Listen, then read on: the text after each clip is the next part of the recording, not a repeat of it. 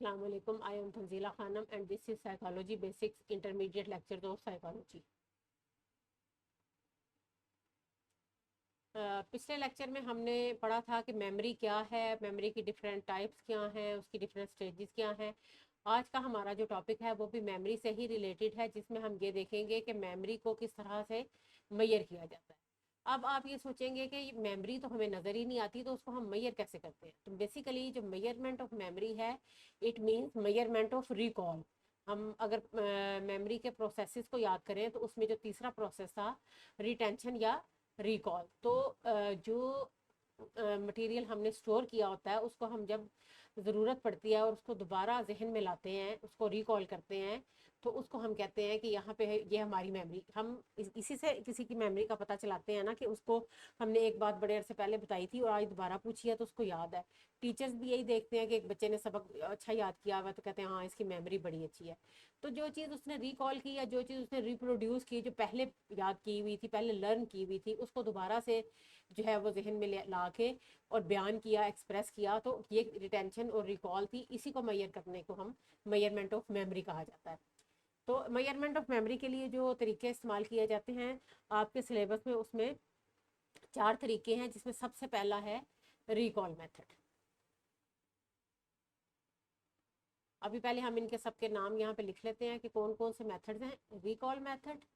Number 2 पे आएगा method of recognition, कि किसी चीज़ को पहचानना। ये सबसे आसान जो तरीका होता है ना मेमोरी की मेजरमेंट का, वो मेथड ऑफ रिकग्निशन है।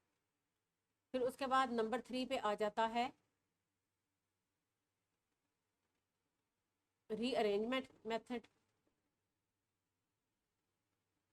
Rearrangement method.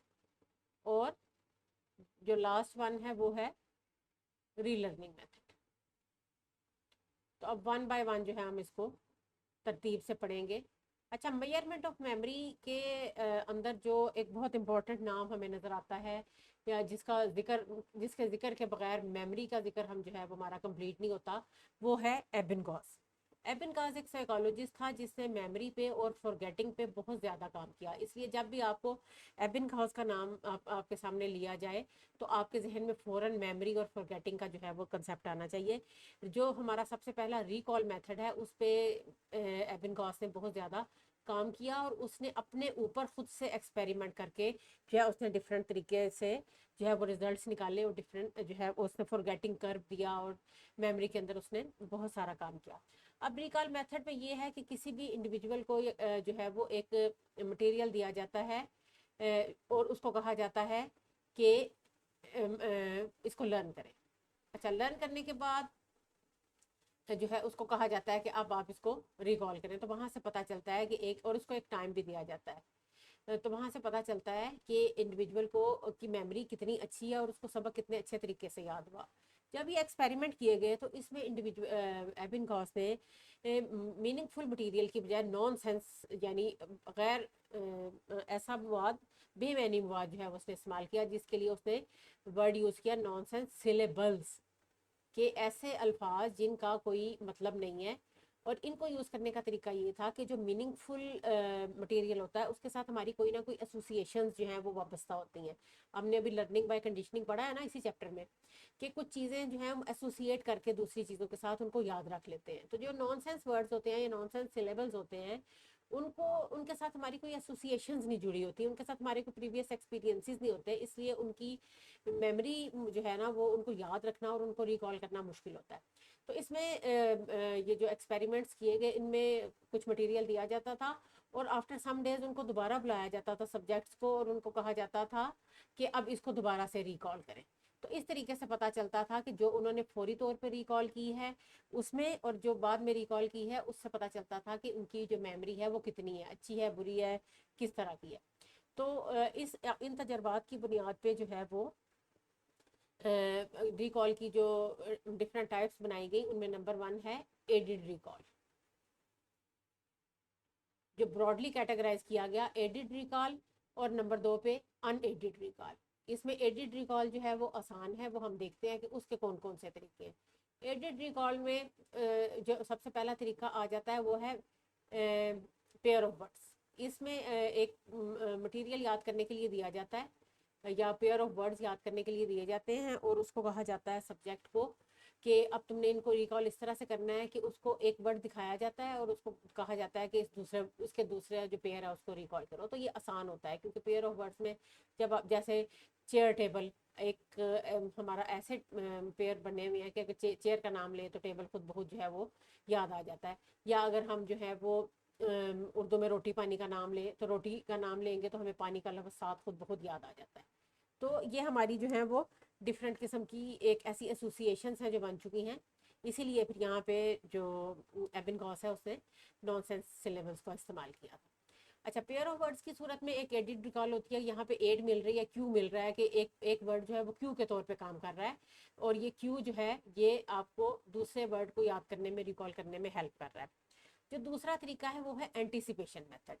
ये भी जैसे नाम से नज़र आ रहा है कि एक लिस्ट जो है ना वो दी जाती है और उसको उसका एक एक वर्ड करके उसको दिखाया जाता है कि अच्छा ये एक वर्ड है लिस्ट का और अगला वर्ड बताओ। ठीक है, एक वर्ड दिखाया जाता है और वो जो वर्ड होता है ना वो क्यू के तौर पे काम कर रहा होता है। एक वर्ड देख के जैसे हम ग्रोसरी लिस्ट बनाते हैं या जैसे हम कोई और लिस्ट बनाते हैं तो लिस्ट में एक वर्ड देखें तो हमें याद की हो ना लिस्ट, तो हमें याद होता है अच्छा इसके बाद ये वाला लफ्ज़ आता था, एक लफ्ज़ दिखाया जाए तो दूसरा लफ्ज़ हमें याद आ जाता है। तो वो एक एड मिल जाती है, एक हेल्प मिल जाती है, एक सपोर्ट मिल जाती है। तो इसलिए जो दूसरा तरीका एबिंगहॉस ने यूज़ किया उसने अनएडेड रिकॉल यूज़ की, जिसकी इसकी भी आगे दो टाइप्स हैं। इसमें एक होती है फ्री रिकॉल।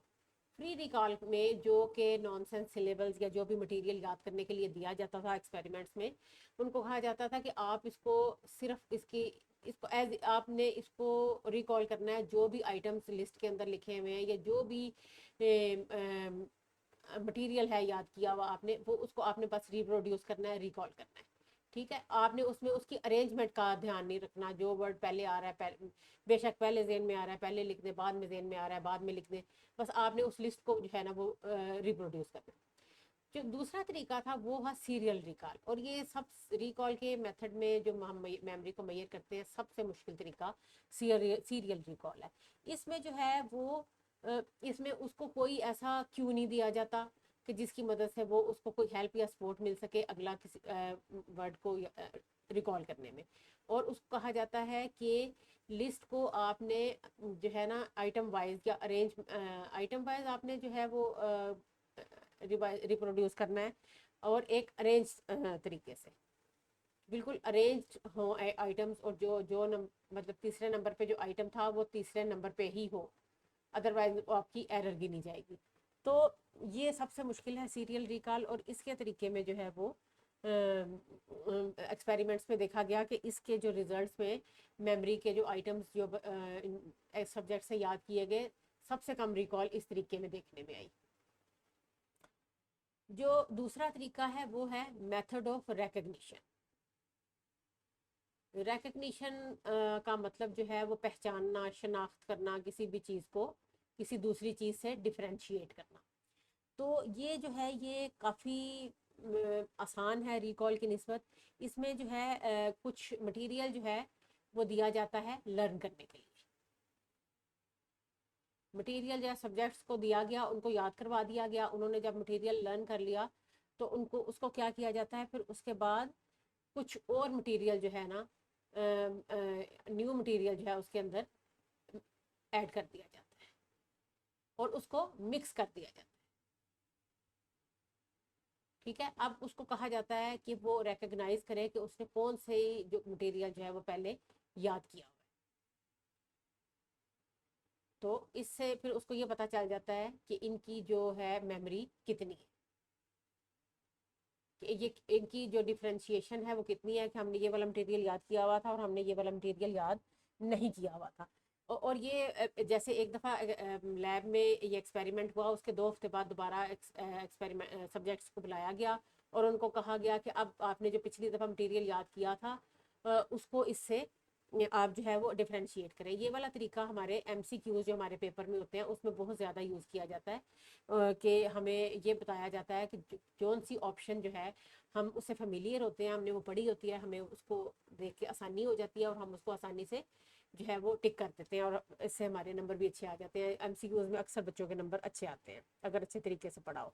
अच्छा, ये वाला जो तरीका है ना, प्रोफेसर मन ने जो है अपने एक्सपेरिमेंट्स में यूज़ किया।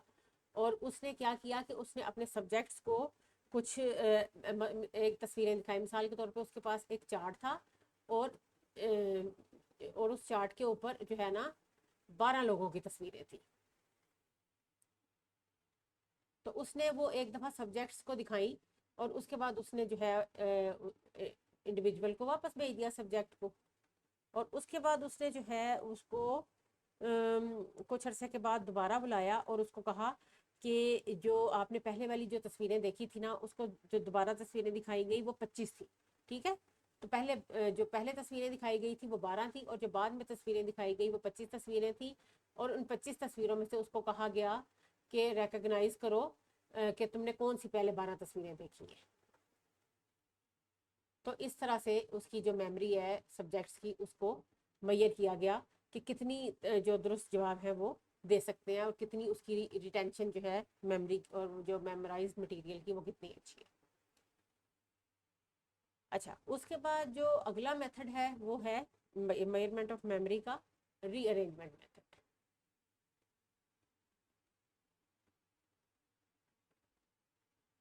अच्छा, ये भी कुछ हद तक थोड़ा बहुत जो है वो रिकग्निशन मेथड से मिलता है। इसमें क्या किया जाता है कि इसमें एक ख़ास तरतीब में मटेरियल जो है याद करने के लिए दिया जाता है।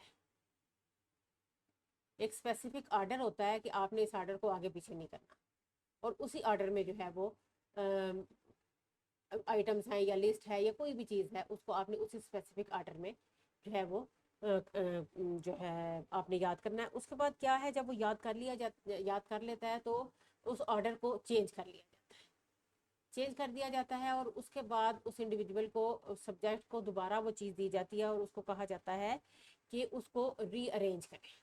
जिस तरह से उसने उसको याद किया था उसको उस तरह से दोबारा रीअरेंज करें। यानी इसमें उसने खुद से वैसे कुछ रिकॉल नहीं करना होता, उसने सिर्फ उसमें उसका जो अरेंजमेंट है उसको रिकॉल करना होता है। बाकी मटेरियल उसके पास मौजूद है, सिर्फ उसने उसकी तरतीब या उसका जो सीरियल नंबर है वो उसने याद करना होता है और यहाँ से उसकी मेमोरी को मैयर किया जाता है। और ये भी निस्बतन काफ़ी, रिकॉल की निस्बत तो काफ़ी आसान तरीका है ये भी। अच्छा, उसके बाद आ गया रीलर्निंग मेथड। अभी तक हमने जितने तरीके पढ़े हैं उसमें सबसे मुश्किल रिकॉल, अनएडेड रिकॉल वाला ही था। अच्छा, अब रीलर्निंग जो है ये एबिनगास ने काफ़ी ज़्यादा यूज़ किया अपने एक्सपेरिमेंट्स में। एबिनगास का मैंने पहले भी आपको नाम बताया है। उसने क्या किया कि उसने कुछ अर्सा पहले जो मटेरियल याद किया था उसने अपने ऊपर ही एक्सपेरिमेंट्स किए और उसने एक नॉनसेंस सिलेबल्स की जो है वो लिस्ट जो है वो याद की और उसके बाद उसने उसको छोड़ दिया। फिर कुछ अरसे के बाद उसने दोबारा अपने आप को एक कागज़ पेंसिल लिया और उसने वो नहीं, कागज़ पेंसिल नहीं लिया, उसने क्या किया, उसने दोबारा अपने आप को वो लिस्ट दी और उसको याद करने के लिए दोबारा उसने कुछ अरसे के बाद याद किया और उसने देखा कि पहली दफ़ा याद करने में और दूसरी दफ़ा याद करने में उसने जो टाइम था और जो ट्रायल नंबर थे, recorded the time and number of trials, जो कि दोनों दफ़ा। और जब उसने उसको रीलर्न किया तब भी उसने पहली दफ़ा उसने टाइम और ट्रायल रिकॉर्ड की और फिर उसने रीलर्निंग की जो है वो री रीलर्न किया और दोबारा से रिकॉर्ड किया टाइम ऑफ ट्रायल्स। तो उससे उसके बाद उसने इनको आपस में माइनस कर दिया और उसको उससे पता चला कि उसका कितना टाइम और कितनी ट्रायल जो है वो सेव हुई हैं। इसको उसने सेविंग मेथड का नाम भी दिया कि जब आपने एक मटेरियल को याद कर लिया होता है और आप उसी मटेरियल को कुछ अर्से के बाद जब दोबारा याद करते हैं तो आपका टाइम और आपका जो एनर्जी और आपकी जो नंबर ऑफ ट्रायल्स हैं वो बच जाती हैं। तो इसको उसने सेविंग मेथड का नाम दिया और इसके लिए उसने एक फॉर्मूला बनाया कि किस तरह से आपने मेमोरी का स्कोर निकालना है। इस फार्मूले के मुताबिक जो मेमोरी है उसको हम किस तरह से लिखेंगे कि memory is equal to time taken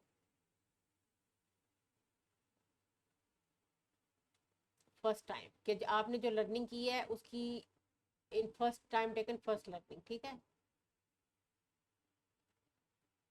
minus time in second one. Second learning में क्या आपने, और उसको आपने माइनस कर दिया time taken in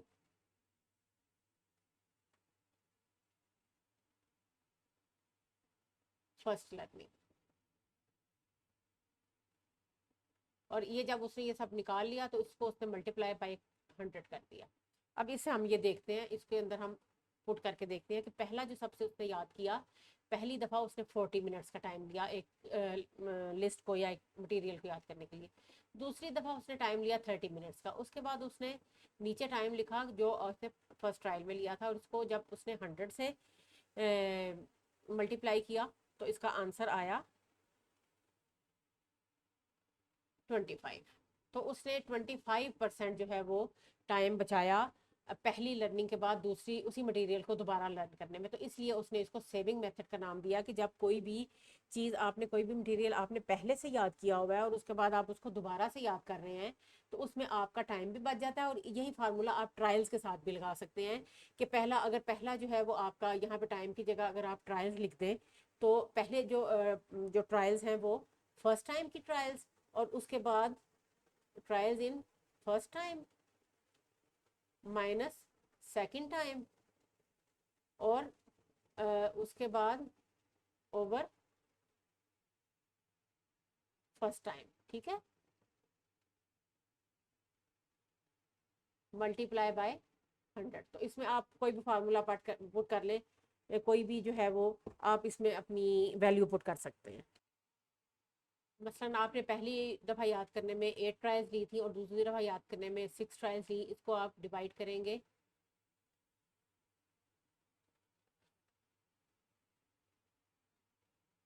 2/8 into 100 is equal to 25%। तो आपका यहाँ पे भी ट्रायल्स में भी 25% जो है वो आपकी सेविंग हुई है। तो इस तरह से सेविंग मेथड से जो है वो एबिंगॉस ने और डिफरेंट एक्सपर्ट्स ने जो है वो मेमोरी की मेजरमेंट की।